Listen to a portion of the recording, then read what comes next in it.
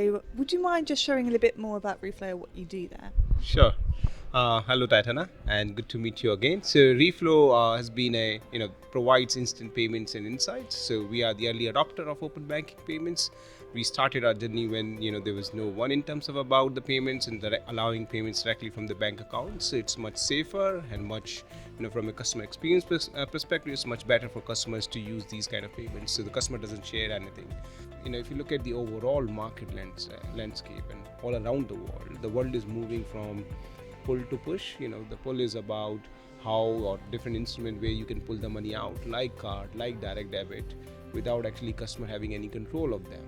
The push is about the customer manages, customer authorizes the payment in all the cases. So because it's about self-service, if the customer knows and customer taps the, allow or authorize the payment, then it's completely in customer's control. You cannot really pull the money out when the customer is not there. It sounds really exciting and definitely quite advanced. But how far would you say those PIS payments are in retail at the moment?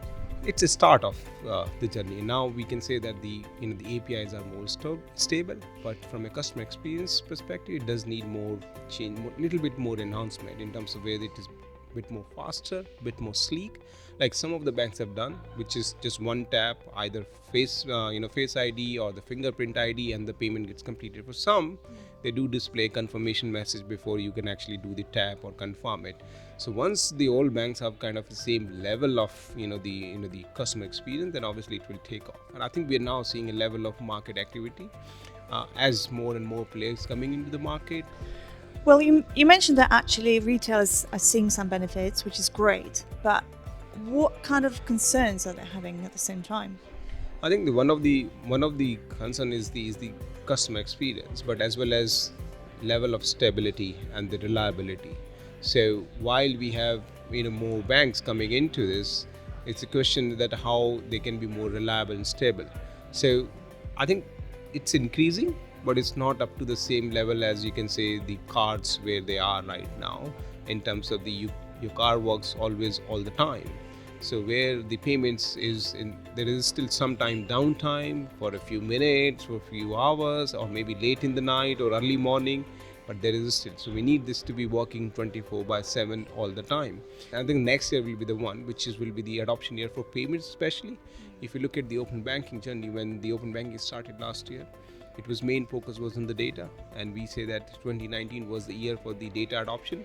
I'll see that 2020 will be the adoption for the payments.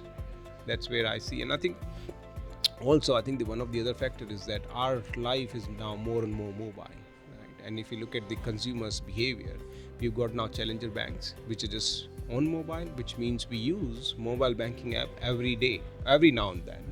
So if you look at one of the statistics is there is about 11 million bank logins on the mobile app every single day, which means the customer are more comfortable, more adaptive to these kind of changes from moving from online banking to the mobile banking. And if the payments come into this space where bank's mobile banking app opens directly and you do the tap and the payment gets completed, customer likely to accept it, likely to adapt it and take it further and use it more and more.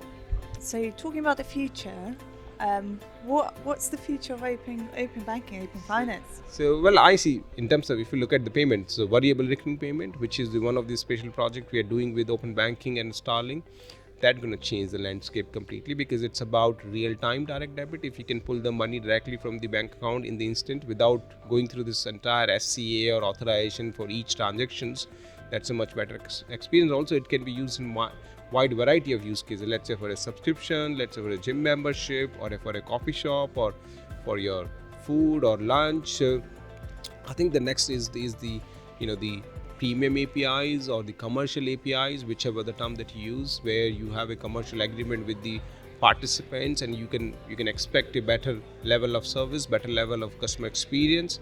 So those are the future, and I think the regulation is only goes to a point. Beyond that, it's about innovation, commercials, agreements, and how you take it to further. Industry needs to have a more commercial model around it rather than just depending on the regulation. Wonderful. Thank you so much, Manish. Thank you, Titana. Thank you.